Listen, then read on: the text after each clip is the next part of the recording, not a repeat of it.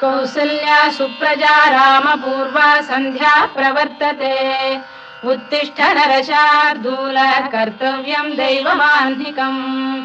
कौसल्या सुप्रजा रामपूर्वा सन्ध्या प्रवर्तते उत्तिष्ठ नरशार्दूल कर्तव्यं दैवमाह्निकम् उत्तिष्ठोत्तिष्ठ गोविन्द उत्तिष्ठ गरुडध्वज उत्तिष्ठ कमलाकान्ता त्रैलोक्यं मङ्गलं कुरु उत्तिष्ठोत्तिष्ठ गोविन्द उत्तिष्ठ गरुडध्वज उत्तिष्ठ कमलाकान्ता त्रैलोक्यं मङ्गलं कुरु मातः समस्त जगतां मधुकैटभारे वक्षो विहारिणि मनोहर दिव्यमूर्ते श्रीस्वामि निःश्रित जनप्रियदानशीले श्रीवेङ्कटेश दयिते तव सुप्रभातम् मातः समस्त जगतां मधुकैटभारे वक्षो विहारिणि मनोहर दिव्यमूर्ते श्रीस्वामि निःश्रित जनप्रियदानशीले श्रीवेङ्कटेश दयिते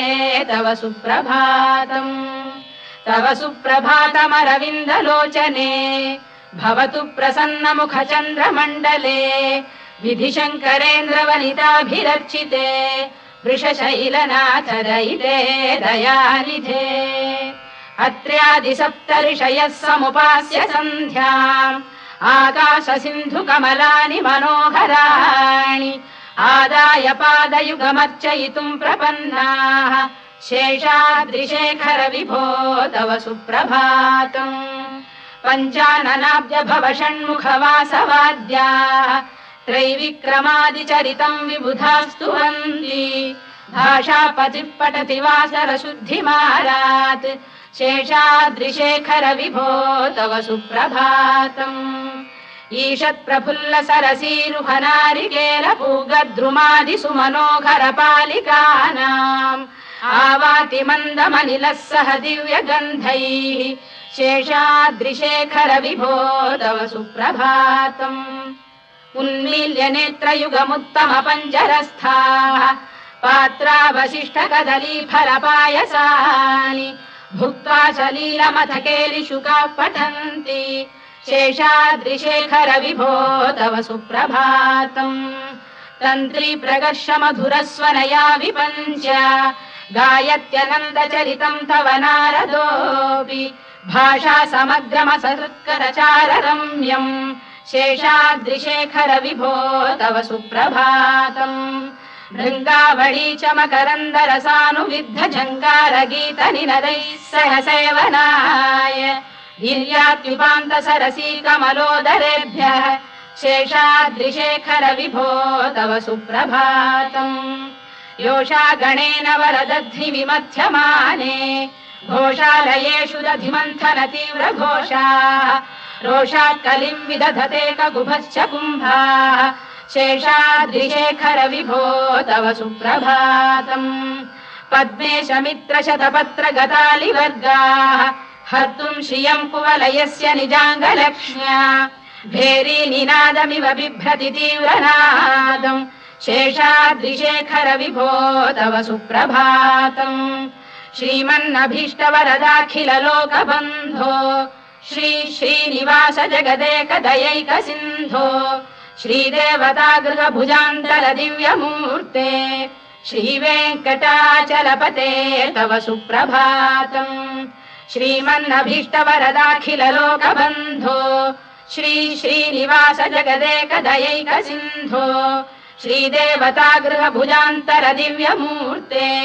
श्रीवेङ्कटाचलपते तव सुप्रभातम् श्रीस्वामि पुष्करिणिकाप्लव निर्मलाङ्गाः श्रेयोर्थिनो हर विरिञ्च सनन्दनाद्याः द्वारे वसन्ति वरवेत्र हतोत्तमाङ्गाः श्रीवेङ्कटाचलपते तव सुप्रभातम् श्रीशेषशैल गरुडाचल वेङ्कटाद्रिनारायणाद्रिवृषभाद्रिवृषाद्रिमुख्याम् आख्याम् त्वदीय वसतेरनिशम् वदन्ति श्रीवेङ्कटाचलपते तव सुप्रभातम् सेवा परा शिव सुरेश कृशानुधर्म रक्षोऽम्बुनाथ पवमान धनाधिनाथाः बद्धाञ्जलि प्रविलसन् निज शीर्षदेशाः श्रीवेङ्कटाचलपते तव सुप्रभातम् घाटीषु देवि खगराज मृगाधिराज नागाधिराज गजराज हयाधिराजाः स्वस्वाधिकारमहिमाधिकमर्थयन्ते श्रीवेङ्कटाचलपते तव सुप्रभातम् सूर्येन्दुभौम बुधवाक्परिकाव्यसौरि स्वर्भानुकेतु दिविषत्परिषत्प्रधानाः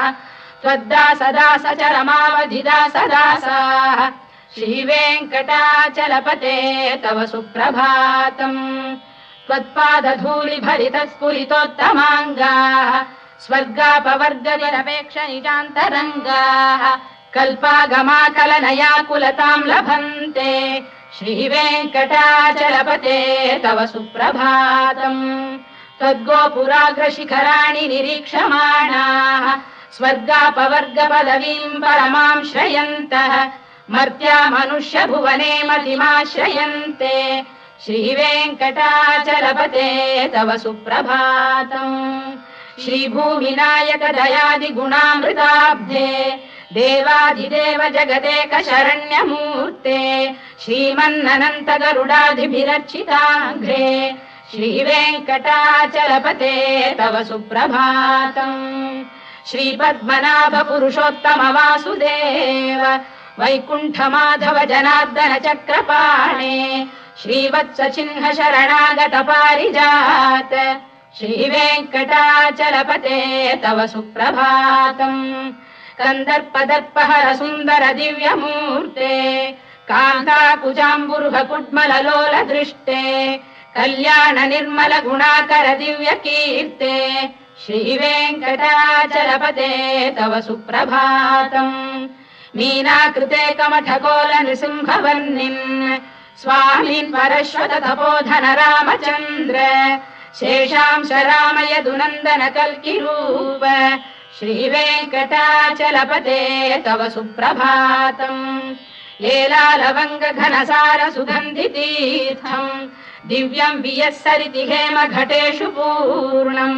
धृत्वाद्य वैदिक शिखामणयः प्रहृष्टाः तिष्ठन्ति वेङ्कटपते तव सुप्रभातम् भास्वानुदेति विगचानि सरोरुहाणि सम्पूरयन्ति निनदैः कगुभो विहङ्गाः श्रीवैष्णवाः सततमर्थितमङ्गलास्ते धामाश्रयन्ति तव वेङ्कट सुप्रभातम् ब्रह्मादयः सुरवराः समहर्षयस्ते सन्तः सनन्दन मुखास्तव योगिवर्याः धामान्तिके तव हि मङ्गलवस्तु हस्ताः श्रीवेङ्कटाचलपते तव सुप्रभातम् लक्ष्मीनिवास निरवद्य गुणैक सिन्धो संसार सागर समुत्तरणैकसेतो वेदान्त वेद्य निज वैभव भक्त भोग्य श्रीवेङ्कटाचलपते तव सुप्रभातम् लक्ष्मीनिवास निरवद्य गुणैक सिन्धो संसार सागर समुत्तरणैकसेतो वेदान्त वेद्य निज वैभव भक्त भोग्य श्रीवेङ्कटाचलपते तव सुप्रभातम् इत्थम् वृषाचलपतेरिह सुप्रभातम् ये मानवाः प्रतिदिनम् पठितुम् प्रवृत्ताः तेषाम् प्रभात समये स्मृतिरङ्गभाजाम् प्रज्ञाम् परार्थ सुलभाम् परमाम् प्रसूते इत्थम् वृषाचलपतेरिह सुप्रभातम् ये मानवाः प्रतिदिनम् पठितुम् प्रवृत्ताः तेषाम् प्रभात समये स्मृतिरङ्गभाजाम् प्रज्ञाम् परार्थ सुलभाम् परमाम् प्रसूते कमलाकुच चूचुक कुङ्कुमतो नियतारुणितातुलनीलतनो कमलायतलोचन लोकपते विजयी भव वेङ्कटशैलपते कमलाकुच चूचुक कुङ्कुमतो नियतारुणितातुलनीलतनो कमलायतलोचन लोकपते विजयी भव वेङ्कटशैलपते सचतुर्मुख षण्मुख पञ्चमुख प्रमुखाखिल दैवत मौलिमणे शरणागतवत्सलसारनिधे परिपालय मां वृषशैलपते अतिवेलतया तव दुर्विषहैरनुवेलकृतैरपराधशतैः हरितं त्वरितं वृषशैलपते परया कृपया परिपाहि हरे अधिवेङ्कटशैलमुदारमतेर्जनदाभिमताधिकदानरतात् परदेवतया गदितान्निगमै कमलादयितान्न परं कलये कलवेणुरवावशगोपवधू शरकोटिवृता स्मरकोटिसमात्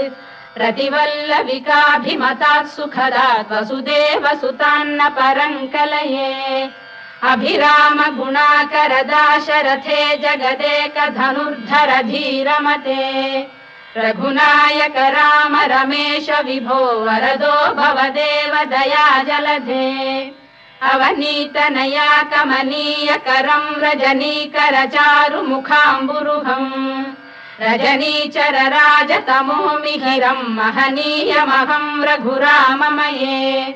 सुमुखं सुहृदं सुलभं सुखदं स्वनुजं च सुखायममोघशरम् अपहाय रघुद्वहमन्यमहं न कथञ्चन कञ्चन जातु भजे विना वेङ्कटेशं ननाथो ननाथः सदा वेङ्कटेशं स्मरामि स्मरामि हरे वेङ्कटेश प्रसीद प्रसीद प्रियं वेङ्कटेश प्रयच्छ प्रयच्छ विना वेङ्कटेशं ननाथो ननाथः सदा वेङ्कटेशं स्मरामि स्मरामि हरे वेङ्कटेश प्रसीद प्रसीद प्रियं वेङ्कटेश प्रयच्छ प्रयच्छ अहं दूरतस्ते पदाम्भोजयुग्म प्रणामेच्छयागत्य सेवां करोमि सकृत्सेवया नित्यसेवा फलं त्वं प्रयच्छ प्रयच्छ प्रभो वेङ्कटेश अज्ञानिना दोषान् शेषान् विहितान् हरे क्षमस्व त्वं शेषशैलशिखामणे अज्ञानिना दोषान् शेषान् विहितान् हरे क्षमस्व त्वं शेषशैलशिखामणे ईशानां जगतोऽस्य वेङ्कटपतेर्विष्णोः परां प्रेयसीं तद्वक्षस्थलनित्यवासरसिकां तत्क्षान्तिसंवर्धिनीं पद्मालङ्कृतपाणिपल्लवयुगां पद्मासनस्थां श्रियम् वात्सल्यादिगुणोज्ज्वलां भगवतीं वन्दे जगन्मातरम् ईशानां जगतोऽस्य वेङ्कटपतेर्विष्णोः परां प्रेयसीं तद्वक्षस्थलनित्यवासरसिकां तत्क्षान्तिसंवर्धिनीं पद्मालङ्कृतपाणिपल्लवयुगां पद्मासनस्थां श्रियम् वात्सल्यादिगुणोज्ज्वलां भगवतीं वन्दे जगन्मातरम् श्रीमन्कृपाजलनिधे कृत सर्वलोक सर्वज्ञ शक्तनत वत्सल सर्वशेषिन् स्वामिन् सुशील सुलभाश्रित पारिजात श्रीवेङ्कटेश चरणौ शरणं प्रपद्ये श्रीमन्कृपाजलनिधे कृत सर्वलोक सर्वज्ञ शक्तनत वत्सल सर्वशेषिन् स्वामिन् सुशील सुलभाश्रित पारिजात श्रीवेङ्कटेश चरणौ शरणं प्रपद्ये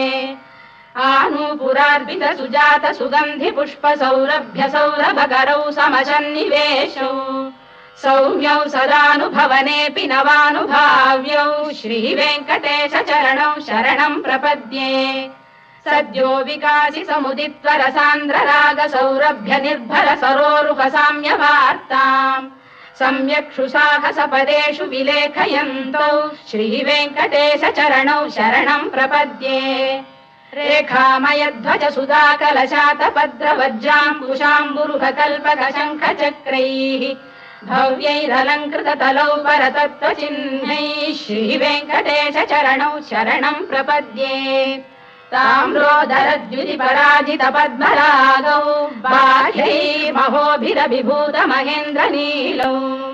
उद्यन्नखांशुभिरुदस्त शशाङ्कभासौ श्रीवेङ्कटेश चरणौ शरणं प्रपद्ये सप्रेम भीति कमलाकर पल्लवाभ्याम् संवाहनेऽपि सपदिक्लममादधानौ कान्थाववाङ्मनस गोचरसौ कुमार्यौ श्रीवेङ्कटेश चरणौ शरणम् प्रपद्ये लक्ष्मी मही तदनुरूप निजानुभाव नीलादि दिव्य महिषीकर पल्लवानाम् आरुण्य संक्रमणतः किल सान्द्ररागौ श्रीवेङ्कटेश चरणौ शरणम् प्रपद्ये निद्यानमद्विधि शिवादि किरीटकोटि प्रत्युक्त दीप्त नवरत्न महप्ररोहैः नीराजना विधिमुदारमुपादधानौ श्रीवेङ्कटेश चरणौ शरणम् प्रपद्ये विष्णु पदे परम इत्युदित प्रशंसौ यौ मध्व उत्स इति भोग्यतयाप्युपातौ भूयस्ततेति तव पाणितल प्रतिष्ठौ श्रीवेङ्कटेश चरणौ शरणम् प्रपद्ये पार्थाय तत्सदृश सारथिना त्वयैव यौ दर्शितौ स्वचरणौ शरणम् व्रजेति भूयोऽपि मह्यमिहतौ करदर्शितौ ते श्रीवेङ्कटेश चरणौ शरणम् प्रपद्ये मन्मूर्धिकालियपणे विकटाटवीषु श्रीवेङ्कटाद्रिशिखरे शिरसि श्रुतीनाम् चित्तेऽप्यनन्य मनसाम् सममाहितौ ते श्रीवेङ्कटेश चरणौ शरणम् प्रपद्ये अम्लानघृष्यदवनीतलकीर्ण पुष्पौ श्रीवेङ्कटाद्रिशिखराभरणायमानौ आनन्दिताखिल मनोनयनौ तवैतौ श्रीवेङ्कटेश चरणौ शरणम् प्रपद्ये प्रायः प्रपन्न जनता प्रथमावगाह्यौ मातुस्तनाविव शिशोरमृतायमानौ प्राप्तौ परस्पर तुलामतुलान्तरौ ते श्रीवेङ्कटेश चरणौ शरणम् प्रपद्ये सत्त्वोत्तरै सतत सेव्य पदाम्बुजेन संसार तारकदयार्द्रदृगञ्चलेन सौम्योपयन्तृमुनिना मम दर्शितौ ते श्रीवेङ्कटेश चरणौ शरणम् प्रपद्ये सत्त्वोत्तरै सतत सेव्य पदाम्बुजेन संसार तारकदयार्द्रदृगञ्चलेन सौम्योपयन्तृमुनिना मम दर्शितौ ते श्रीवेङ्कटेश चरणौ शरणम् प्रपद्ये श्रीशश्रिया घटिकया त्वदुपाय भावे प्राप्ये त्वयि स्वयमुपेय दया स्फुरन्त्या नित्याश्रिताय निरवद्य गुणाय तुभ्यम् स्याम् किङ्करो वृषगिरीश न जातु मह्यम् श्रीशश्रिया घटिकया त्वदुपाय भावे प्राप्ये त्वयि स्वयमुपेय दया स्फुरन्त्या नित्याश्रिताय निरवद्य गुणाय तुभ्यम् स्याम् किङ्करो वृषगिरीश न जातु मह्यम् श्रियकान्ताय कल्याण निधये निधयेऽर्थिनाम् श्रीवेङ्कटनिवासाय श्रीनिवासाय मङ्गलम् श्रियकान्ताय कल्याण निधये निधयेऽर्थिनाम् श्रीवेङ्कटनिवासाय श्रीनिवासाय मङ्गलम् लक्ष्मी सविभ्रमालोक सुभ्रू विभ्रम चक्षुषे चक्षुषे सर्वलोकानाम् वेङ्कटेशाय मङ्गलम् श्रीवेङ्कटाद्रिशृङ्गाग्रमङ्गलाभरणाङ्ग्रये मङ्गलानाम् निवासाय श्रीनिवासाय मङ्गलम् सर्वावयव सौन्दर्य सम्पदा सर्वचेतसाम् सदा सम्मोहनायास्तु वेङ्कटेशाय मङ्गलम् नित्याय निरवध्याय सत्यानन्द चिदात्मने सर्वान्तरात्मने श्रीमद्वेङ्कटेशाय मङ्गलम् स्वतः सर्वविदे सर्वशक्तये सर्वशेषिणे सुलभाय सुशीलाय वेङ्कटेशाय मङ्गलम् परस्मै ब्रह्मणे पूर्णकामाय परमात्मने प्रयुञ्जे परतत्त्वाय वेङ्कटेशाय मङ्गलम् आकालतत्त्वमशान्तमात्मनामनुपश्यताम् अतृप्त्यमृतरूपाय वेङ्कटेशाय मङ्गलम् प्रायः स्वचरणौ पुंसाम् शरण्यत्वेन पाणिना कृपया दिशते श्रीमद्वेङ्कटेशाय मङ्गलम् दयामृततरङ्गिण्यास्तरङ्गैरिव शीतलैः अभाङ्गैः सिञ्चते विश्वम् वेङ्कटेशाय मङ्गलम् श्रद्भूषाम्बरहेतीनाम् सुषमावहमूर्तये सर्वार्तिशमनायास्तु वेङ्कटेशाय मङ्गलम् श्रीवैकुण्ठविरक्ताय स्वामी पुष्करिणीतटे रमया रममाणाय वेङ्कटेशाय मङ्गलम् श्रीवैकुण्ठविरक्ताय स्वामी पुष्करिणीतटे रमया रममाणाय वेङ्कटेशाय मङ्गलम् श्रीमत्सुन्दरजामातृमुनिमानसवासिने सर्वलोकनिवासाय श्रीनिवासाय मङ्गलम् मङ्गलाशासनपरैर्मदाचार्य पुरोगमैः सर्वैश्च पूर्वैराचार्यैः सत्कृतायास्तु मङ्गलम्।